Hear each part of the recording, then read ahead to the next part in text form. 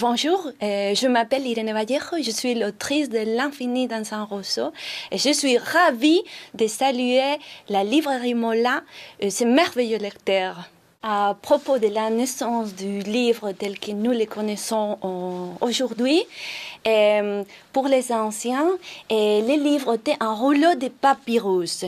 Mais les Romains ont inventé un nouveau modèle, les codex, c'est-à-dire les livres à pages qui étaient composés des feuilles de parchemin qui se pliaient en forme de cahiers. Ils ont appris à coudre ces cahiers et à les protéger avec des couvertures, des matériaux rigides, généralement en bois et doublés de cuir. Protégés par ces couvertures, les livres ont parvenu à survivre plus longtemps. Les codex, les livres à pages, avaient d'autres avantages.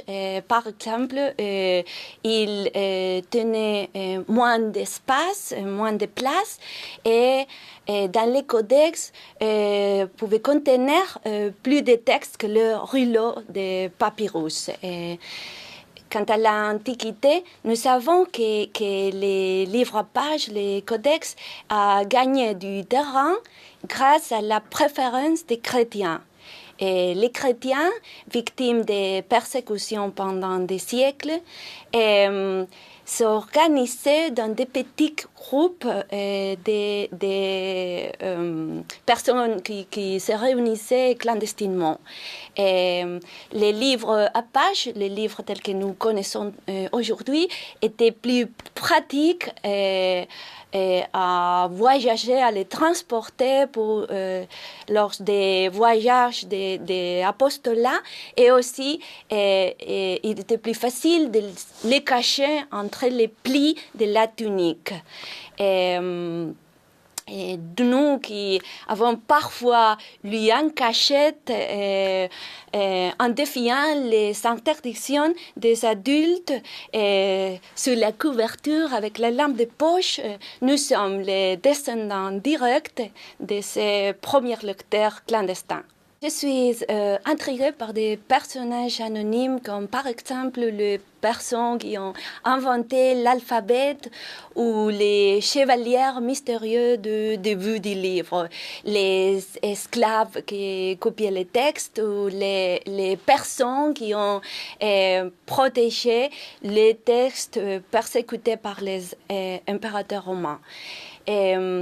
Je suis fascinée par des personnages pas très connus, comme par exemple Enheduanna, qui a été la première personne à signer un texte avec son nom. Et aussi les femmes intellectuelles, les femmes philosophes de l'Antiquité. Je crois que les protagonistes de mon livre ne sont pas des grands guerriers, des rois, mais des personnes, pour la plupart anonymes, qui ont consacré leur vie et leur travail à protéger, à défendre la connaissance et les savoirs. Et je pense à les femmes et les hommes des missions pédagogiques de la Seconde République en Espagne, ou les bibliothécaires à cheval de Kentucky, mais aussi au personnel des écoles, des bibliothèques, de ces petites librairies indépendantes qui qui résistent les défis de cette époque si difficile. Je crois qu'ils sont les vrais héros de mon livre. J'éprouvais le besoin d'écrire L'Infini dans un roseau parce que je crois que quand nous parlons à propos des livres, nous réfléchissons sur nous-mêmes. Les livres contiennent nos débats, notre mémoire, et ils nous parlent de nos peurs, d'espoir, des passions, des trouvailles. l'histoire des livres chiffre l'histoire de la démocratisation de la connaissance. Il ne faut pas oublier que les livres, pendant plusieurs années, siècles, on était seulement pour les privilégiés. Un privilège à la portée de très peu de gens. Et grâce à l'école, à les bibliothèques publiques, municipales, rurales, à la multiplication des librairies, les livres sont aujourd'hui des objets accueillantes qui nous reçoivent, quelle que soit notre origine familiale ou sociale. C'est une réussite collective titanesque que je crois qu'il faut célébrer, mais surtout protéger. Pendant les confinements, beaucoup de gens ont retrouvé le plaisir de lire parce que les histoires nous permettent d'aller au-delà des murs de notre maison et nous permettent de parler avec des personnages de temps passé et d'explorer des lieux inconnus. Les livres nous apportent des espoirs, des joies, des compagnies. Ça a été très, très important.